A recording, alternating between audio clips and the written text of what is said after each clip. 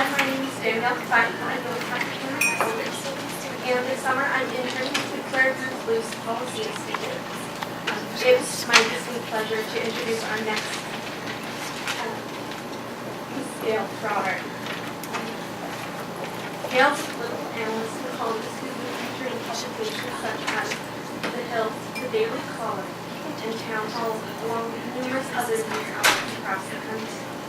Gayle also co-founded Schaefer & Trotter PLC, a law firm right here in Washington, D.C., where her partner she advised entrepreneurs, small businesses, and the state owners. Gayle has been featured regularly on shows such as The Kelly File ever since she made headlines in 2013. In 2013, Gayle testified before a United States Judiciary Committee hearing on gun violence and gun rights in America. There, she sought to answer the question that haunts Americans in the wake of increasing gun violence. What should we do? Gayle revolutionized the debate by calling guns the great equalizer and arguing that instead of endangering women, guns give women the advantage of the pact and empower them. Gayle graduated from the University of Virginia with a bachelor's in government and a Juris Doctorate. While at the University of Virginia, she also served on the editorial board of the Virginia Journal of International Law. A native Washingtonian, Gayle and her husband live with their 6 children at the center of American politics in Washington, D.C. Here, Gayle connects daily with an insider's view of Washington and brings these key insights into her analysis of the issues of our day. Gayle and I have 2, I think, significant things in common. The first is a love for guns and gun safety. And the second is that we're both conservative women with a passion to work in the heart of America. And it's because of this that I deeply respect her drive and resilience in the face of what sometimes seem to be overwhelming odds. Please help me in welcoming Mrs. Gayle Trotter.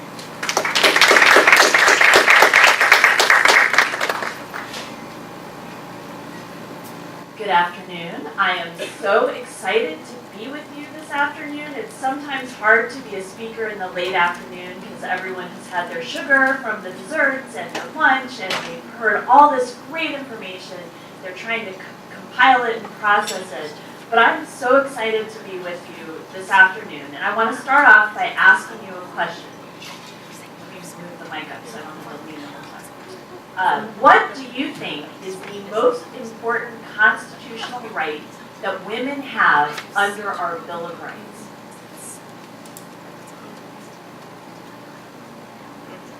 Anyone?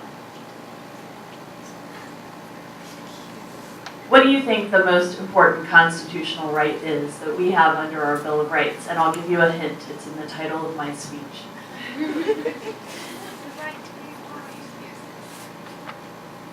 Okay, that's important. That's very important. What is the title of my speech that I'm sharing with you today?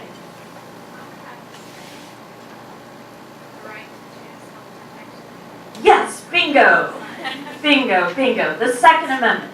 We have an individual right to keep and bear arms. And that is the most important right that all U.S. citizens have, but particularly women.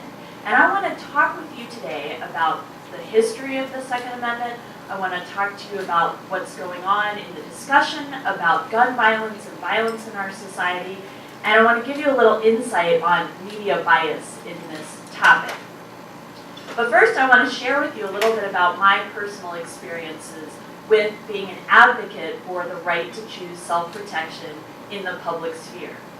Now, you know you've hit a nerve with the mainstream media when the New York Times uses its lead editorial to scold your ideas as being dangerous. The New York Times and liberal elites were shocked to see a Washington, D.C. lawyer and mother of 6 to go before the United States Senate and tell the assembled senators that guns are the great equalizer and that any newly proposed gun control regulations would have a disparate negative impact, particularly on women.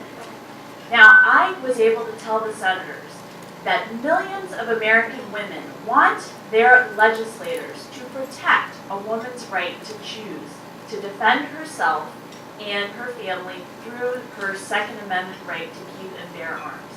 A woman's ability to arm herself for protection is even more consequential than for a man, because guns are the great equalizer in any violent confrontation.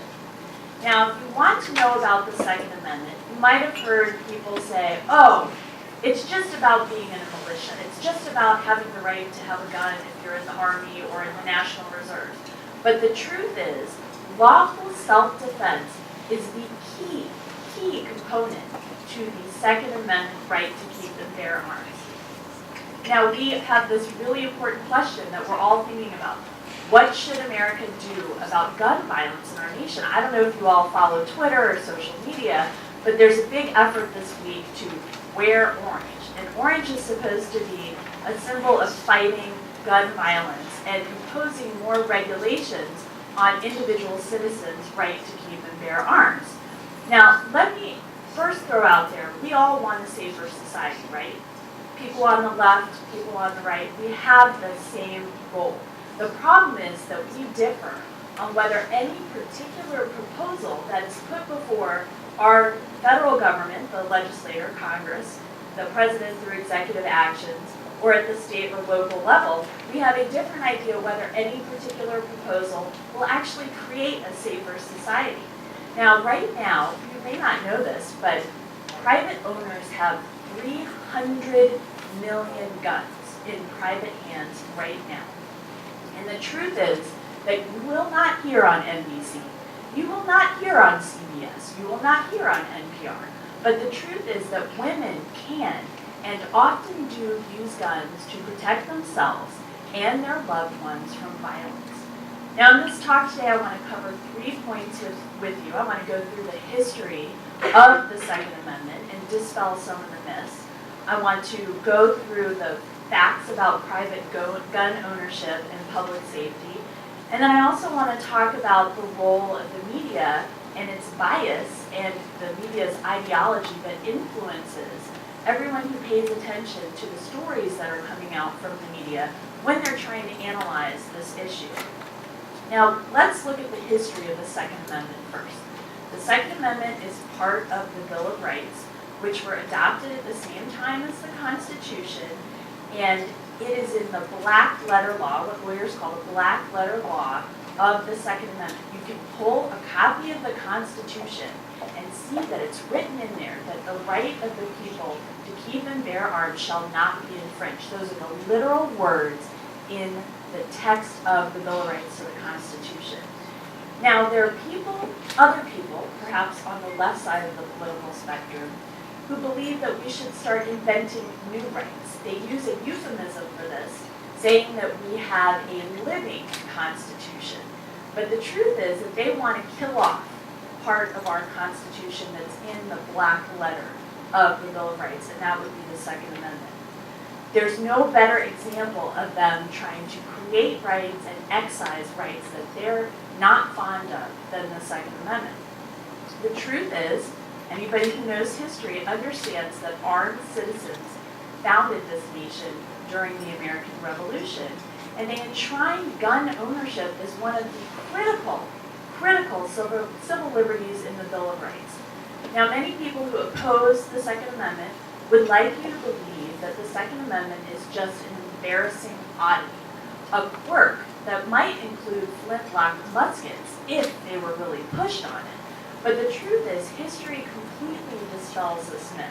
It was such a critical point that in the Federalist Papers, one of the authors of the Federalist Papers was Alexander Hamilton, and if you all pay attention to what's going on Broadway right now, there's a really popular Broadway show about Alexander Hamilton, and he wrote in the Federalist Paper 29, "The best possible security against a standing army is a large body of citizens, little at all inferior to them in discipline and the use of arms, who stand ready to defend their own rights and the rights of their fellow citizens." So that's Alexander Hamilton, one of our founding fathers, at the very time was saying it was critical to keep this individual right to keep and bear arms.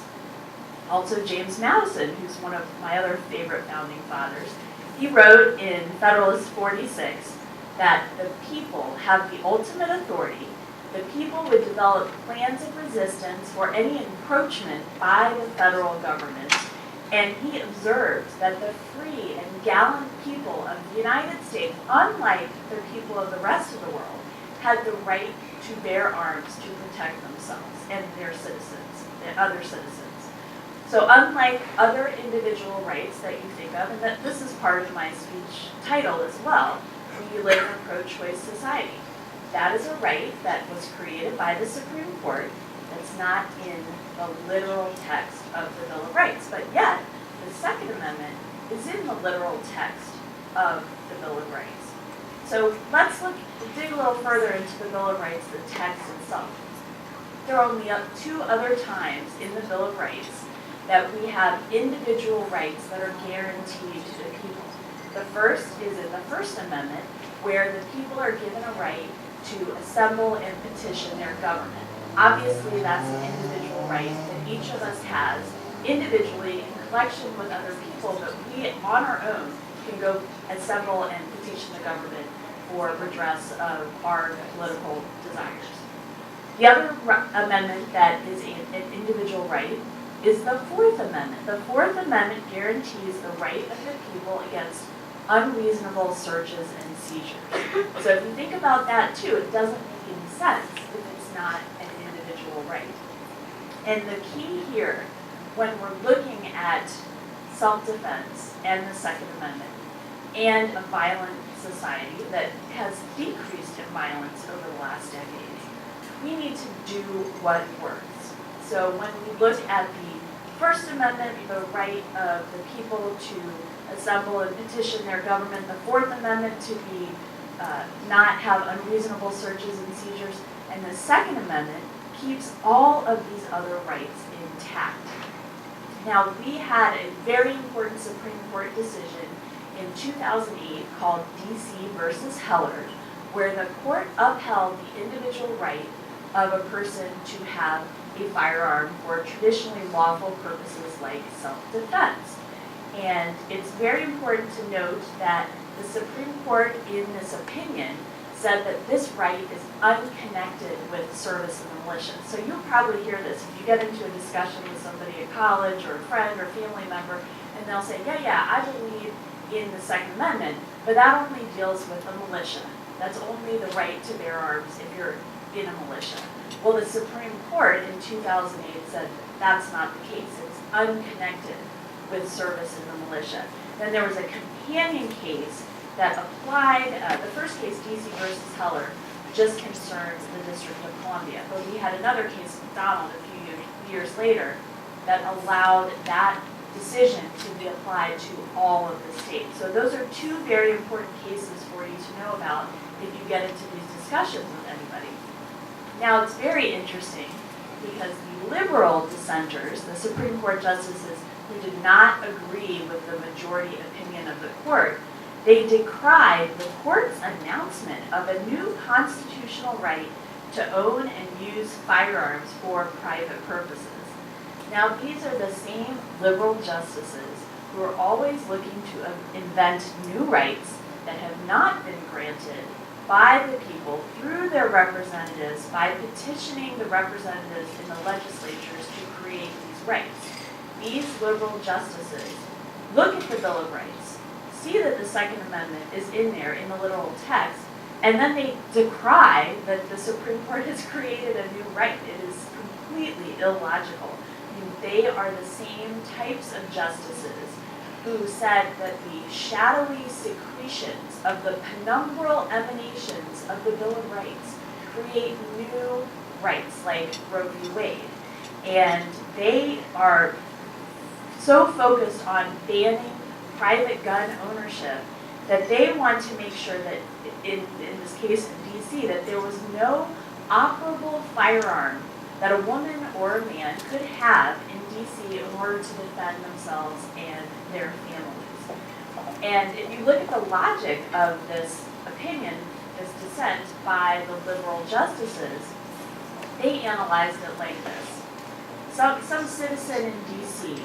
wants to have an operable firearm for self-defense. Well, it's okay for DC to say, you can't do that. It's against the law. We'll throw you in jail if you do that, because if you look at Maryland or Virginia, those two states allow target practice. So you could leave DC, and this is what the court said, take a brief subway ride to Virginia or Maryland and exercise your Second Amendment right. Completely missing the point that the right is not about target practice. The right is about a fundamental right to defend yourself, your family members, your loved ones, and other people who are vulnerable. So you can just see that there's a dramatically different view of the Bill of Rights from the liberal justices and the constitutionalist justices on the Supreme Court. So I want to move into the second part of what I'd like to share with you today and talk about private firearm ownership and public safety. Now, on a personal level, I have been writing about political stuff for many years, and people kept wanting me to write about the Second Amendment, and especially in the wake of very news-making events like the Aurora movie theater shooting, after some of the school shootings. And that's a very difficult topic to wade into because people are very emotional. It's very disturbing when you hear about these horrific tragedies that happen. And of course, you imagine yourself there.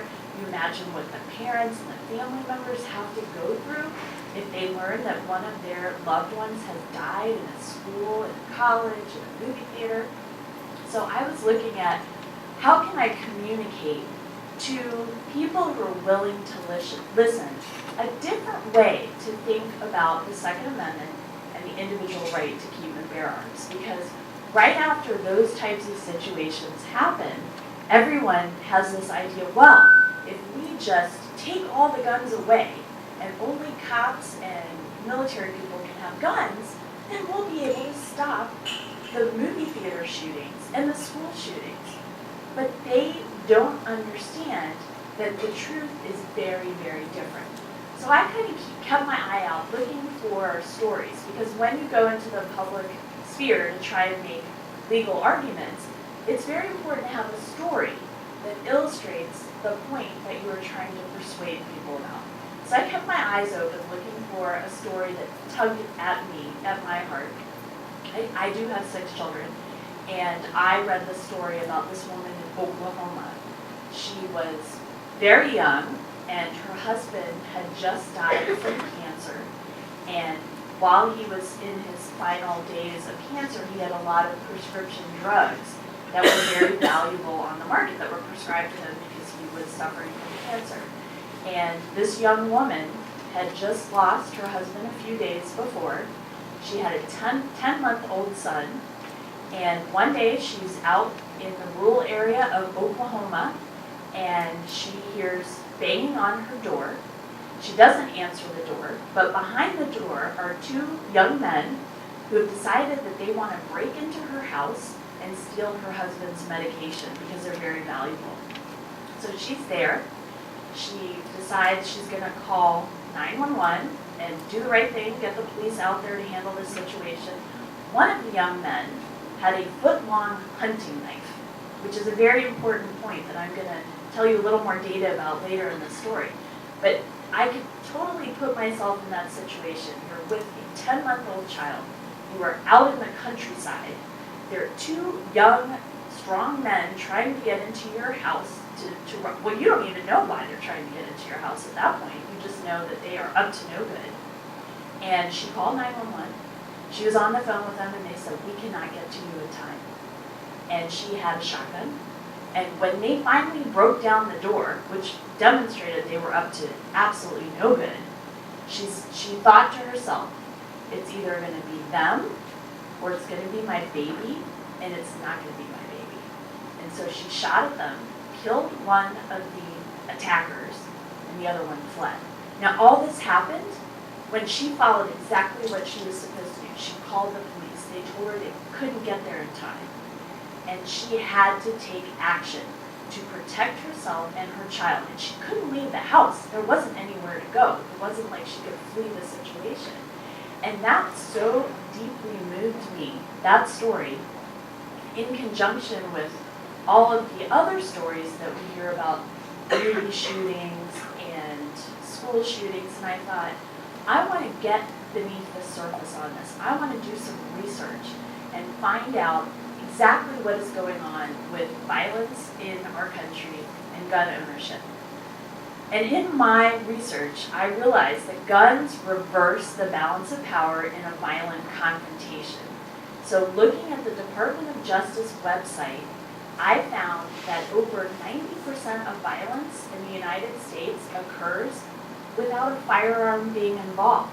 So in that situation, we know that any time, like in 90% of the cases where someone is being attacked, the other person does not have a firearm.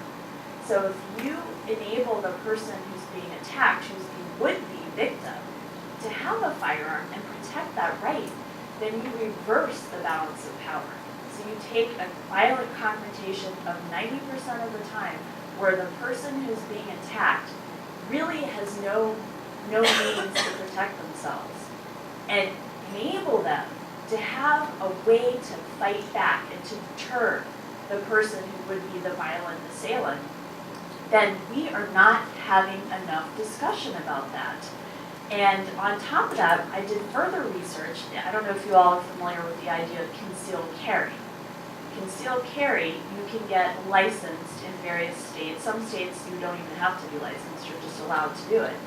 But you can have the ability to walk around the streets and have a firearm on your person, and no one can tell who is armed and who is not armed.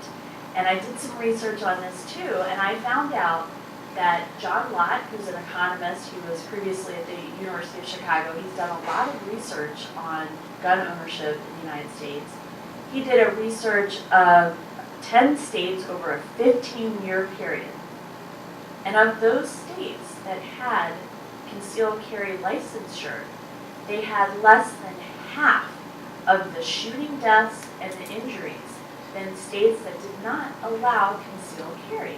Now this was eye-opening because I think mostly people would say, oh, if you have private citizens walking around with guns, then more people are going to get into fights, or you'll have bar brawls, or you will have things escalate, or we'll just have more violence in our society. But John showed that just the opposite was true. And the beauty of it is, even if you live in one of these states and you choose not to carry because you haven't gotten the training, you don't want to take on the responsibility of carrying, everyone in that state benefits, because the bad guys, they don't know if you're carrying or if I'm carrying, so it increases the risk to them that if they take a person on, that they might pay for it with their lives. And this is something that you don't hear very often. And I started just going through news stories, and I found a woman who defended herself successfully with a firearm from 5 burglars. I found another woman who successfully thwarted an attempted school shooting. I found another woman who used a firearm to save her child from a kidnapper. And then I found another woman, another private citizen, who used a firearm to stop a gunman in a movie theater. And you don't really hear those stories. Have any of you heard those stories? No, they don't gain national media attention. And I bet you would be surprised to hear this too. Private citizens account for more than 1/3 of all instances where a violent criminal is killed during the commission of a felony. So if you have a violent felon, a violent criminal who's trying to commit a violent crime, in over 1/3 of those cases, it's not going to be a police officer stopping that violent criminal. It's going to be a private citizen. Do we hear that on the news? We don't. We don't. And then something else that was just really astonishing to me. There is a liberal professor named Gary Kleck, who is a card-carrying member of the American Civil Liberties Union. So maybe not someone aligned on most issues that women in this room care about or would agree with. But he did a study of what is called defensive gun use. That would be private citizens using firearms to stop violent crime. And he found that there were 2.2 million to 2.5 million instances of defensive gun use per year. Per year. And of those defensive gun uses, 46% of those situations involved women using firearms to protect themselves or their families or their loved ones. And that also never gains media attention. Another thing, think about home invasions.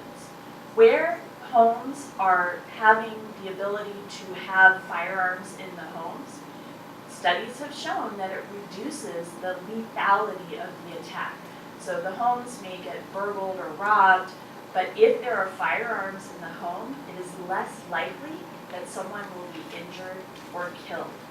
Now there are spillovers effect of all of this, because if the burglars know that homeowners can and possibly have guns, that also increases the risk to them that they might have to pay with their lives for attempting to enter a home. Criminals can't know in advance who's armed, and so they have to take that into account when they're plotting their violent or criminal activity. And I think it's also important when I'm citing a lot of studies.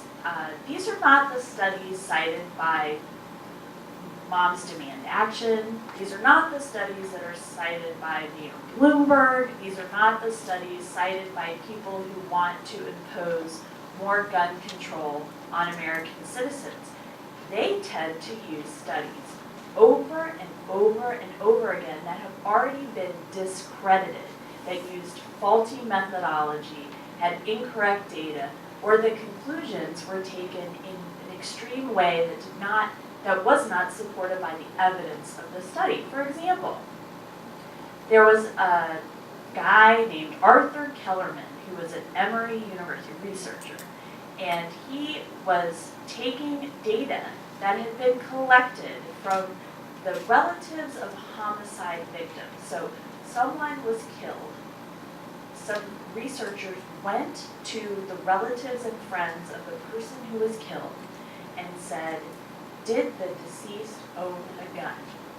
And unfortunately, Mr. Kellerman decided to take this data to say that the guns that were owned by the decedents, the homicide victims, were used in the crime, which would put in the mind, and this has been used over and over again by people like Mayor Bloomberg, Moms Demand Action, that if you have a gun in the home, that you're more likely to die of violence from the gun.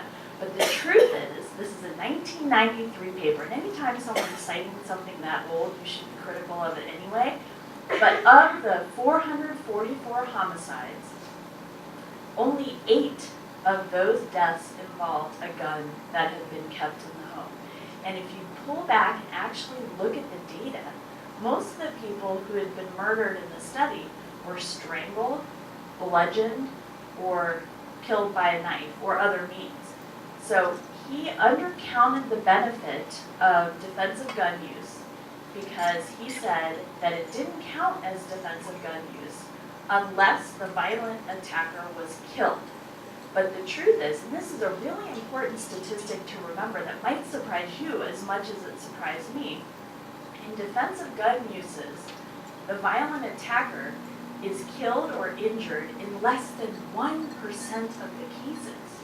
And you might think, well, how is that possible? If somebody's violently attacking you and you use a firearm to defend yourself, you're going to have to shoot at him, you're going to have to hit him. Why would he stop if you didn't cause him physical pain?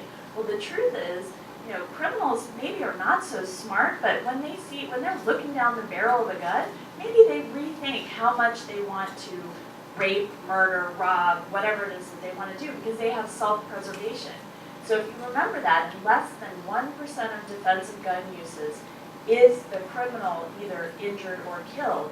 It is a really helpful fact to keep in your mind when you debate this. with friends, other college students, or family members. It's also really important to look at this from a feminist perspective. I found a law review article by a woman named Inga Larish, who said that gun control disproportionately harms women, which I thought was absolutely shown through all of these statistics and data that I was able to pull together. Because the gun control advocates discount the statistical evidence of defensive gun use, like I was explaining to you, the 2.2 million to 2.5 million defensive gun uses per year, and they fail to reduce violent crime against women, increasing gun control measures, surprisingly for some, actually fails to reduce violence against women.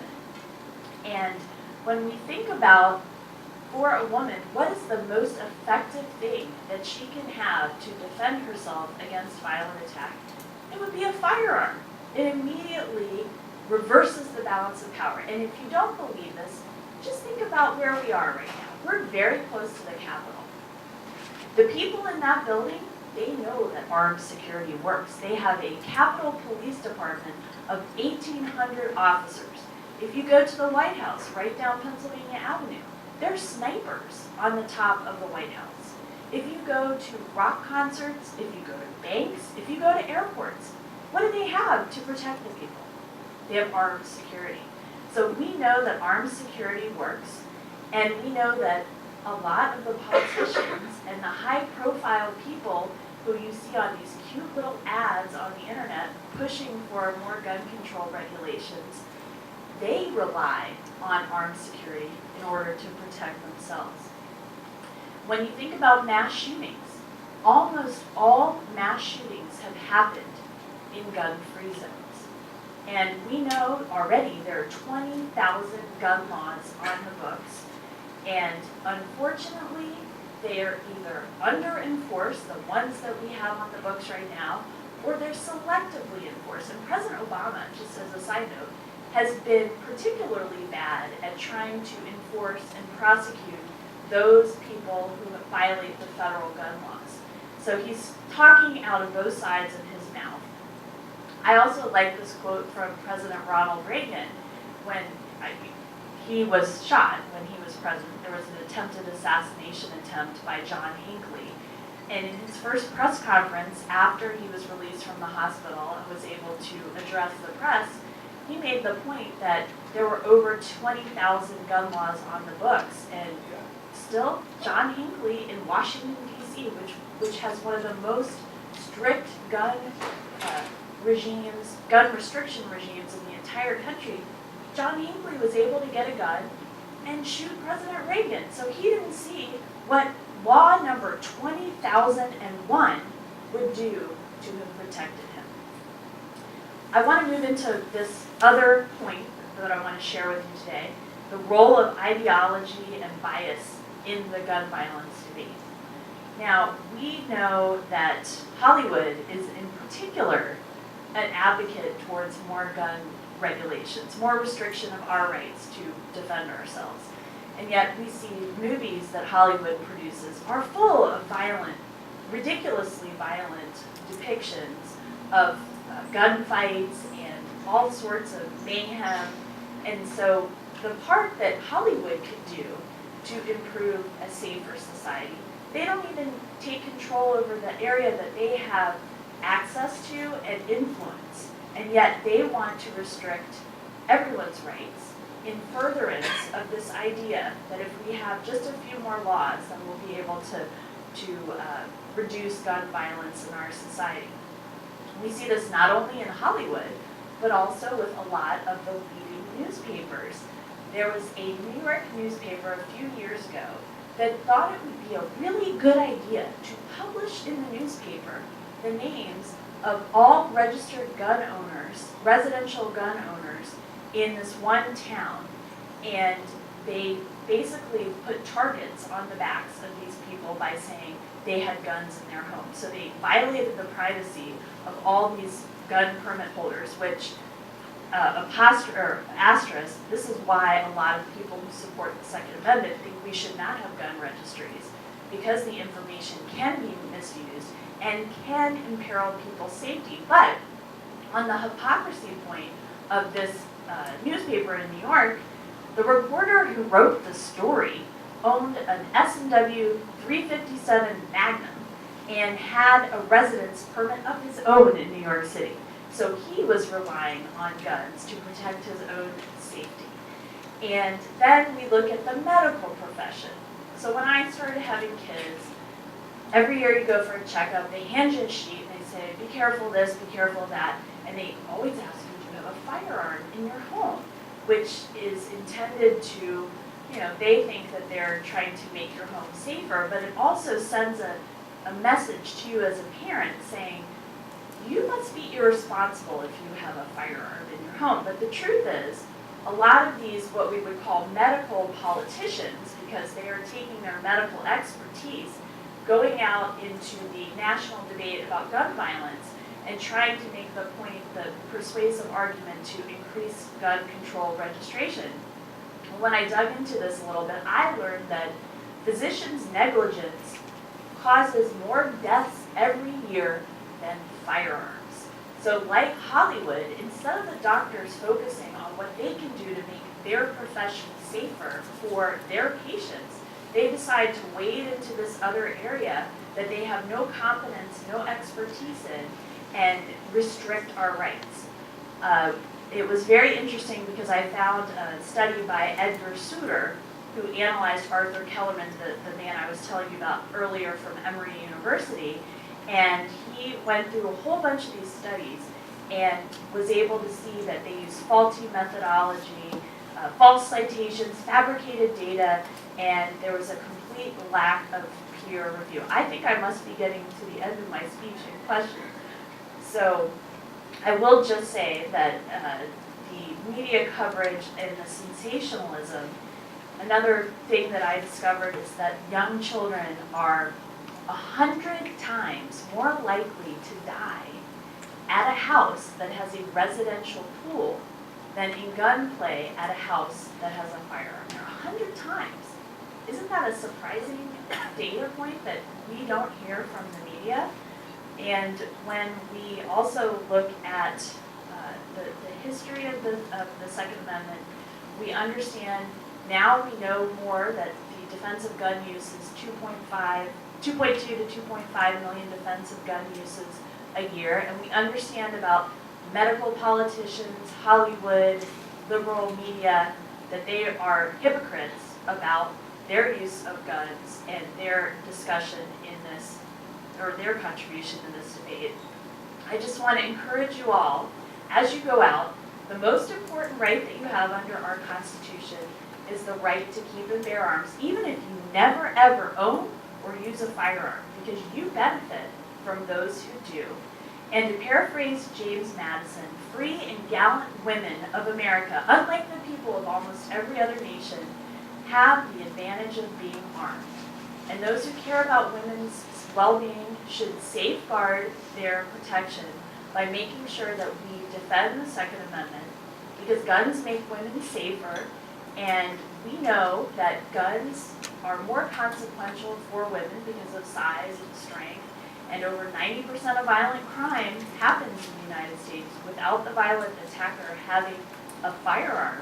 So in those situations, guns reverse the balance of power. We need to preserve meaningful protection for women by safeguarding our Second Amendment rights, and I will leave you with this very important message. Every woman deserves a fighting chance.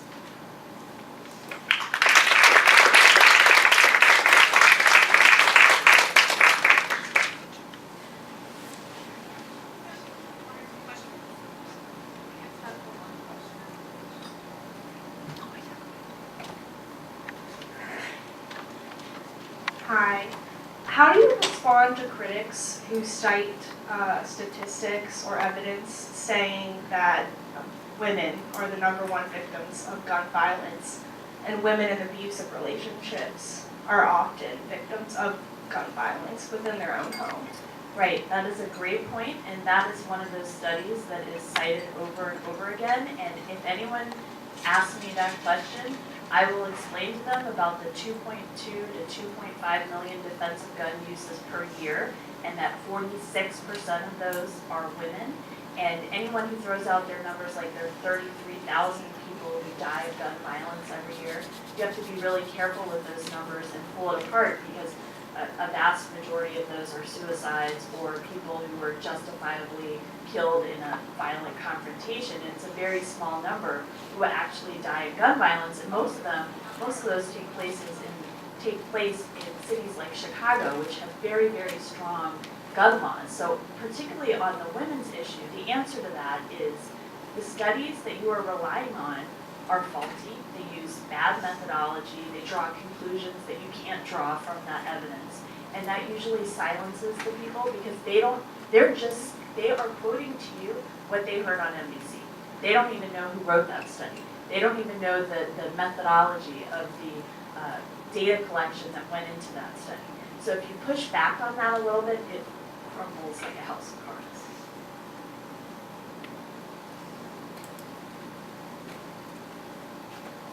A lot of times when I started talking to friends about guns and gun rights, they say, well, nobody needs an AR weapon. How do you respond to that? Yes, that's right. That was actually what the New York Times was criticizing me about. I was able to testify before the Senate Judiciary Committee on that. And there are over 3 million ARs, AR-15s, that are owned in the United States right now. And the Supreme Court said that weapons that are traditionally used in general use are protected under the First Amendment. So why would you not think that it's reasonable for someone like Sarah McKinley in her house in rural Oklahoma to use an AR to protect her family? The problem is that there's an under prosecution of the laws that we have now, particularly under this administration, and you're not putting the criminals who want to use these types of weapons away. You're not identifying them ahead of time. You're not protecting the citizenry. So the solution is not banning them for the law abiding. The solution is prosecuting those who want to use them for ill purposes. That is a great question.